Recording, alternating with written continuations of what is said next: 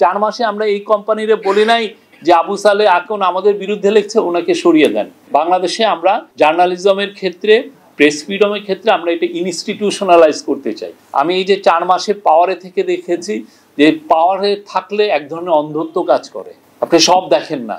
আমরা স্বাধীন জার্নালিজমে বিশ্বাস করি, সর্বোচ্চ স্বাধীন। প্রফেসর ইউনূস এডিটরদেরকে ইনভাইট করেছিলেন তার সাথে মিট করার জন্য।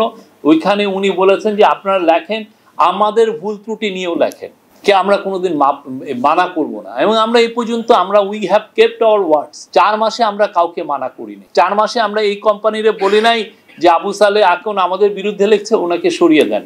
আমাদের সিকিউরিটি এজেন্সি বলে নাই, আমাদের ডিজিএফআই বলে নাই, আমাদের এনএসআই বলে নাই, আমরা যারা প্রেস উইংয়ে আছি আমরা কেউ, আপনি যদি কোনো কমপ্লেন পান আমাদেরকে বললেন যে উনি করেছেন, আমার এই কলিগটা করেছেন।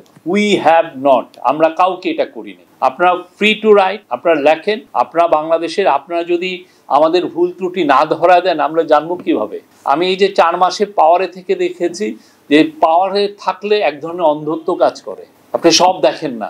অনেক জায়গায় আপনার চোখ লিমিট হয়ে যায়, আপনার ভীষণটা এমন হয়ে যায়, এই পাশ এই পাশ আর দেখা হয় না। এই পাশ ওই পাশ দেখানোর দায়িত্ব হচ্ছে সংবাদপত্র, প্রেস, টিভি এবং নিউজ ওয়েবসাইটদের। তারা আমাদেরকে দেখাবে যে না আপনি এই জায়গায় ভুল করছেন, বা আপনি এই জায়গাটা ইন্টারভেন করেন, এই জায়গাটায় আপনার দৃষ্টি কম পড়ছে। আমরা আপনাদের কাছ থেকে এই রোলটা চাই।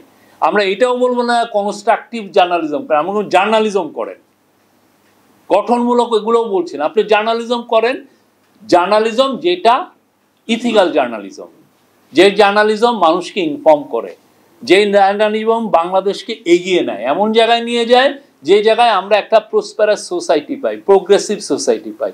এমন একটা জার্নালিজম যারা বাংলাদেশের কোনো লোক যেন ক্ষতিগ্রস্ত না হয়, সে মাইনরিটি হোক মেজরিটি হোক, কেউ যেন আপনার জার্নালিজম দ্বারা ক্ষতিগ্রস্ত না হয়।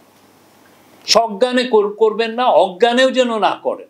আমরা ওই জার্নালিজম চাই এবং সেই জন্য আমরা কাজ করছি। আমরা আমাদের তরফ থেকে মিডিয়া কমিশন আমরা করা হয়েছে, খুবই ব্রিলিয়ান্ট। অনেকে বলছেন যে মিডিয়া কমিশনে যারা আছেন তারা, আমি বলবো যে আপনারা দেখেন তাদের কাজটুকু, দে আর গুড পিপল।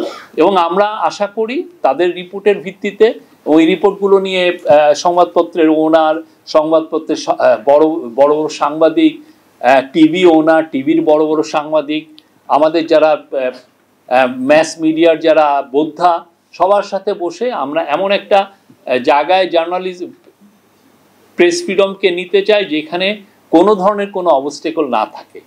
কেউ যেন না বলতে পারে যে না আমি এই ধরনের রিপোর্ট করতে যে আমি হয়রানির শিকার হচ্ছি, বা কেউ যদি বলতে না পারে যে আমি এই রিপোর্ট করতে গেলে তো আমি ওই আগে যেরকম রাবার বুলেট খেয়েছি এই রাবার বুলেট খাবো, এটা হবে না। বাংলাদেশে আমরা জার্নালিজমের ক্ষেত্রে, প্রেস ফ্রিডমের ক্ষেত্রে আমরা এটা ইনস্টিটিউশনালাইজ করতে চাই, যাতে যেই মালিকই আসুক না কেন, যেই ধরনের জার্নালিস্টই আসুক না কেন, তারা যেন আপনার মুখটাকে বন্ধ না করে।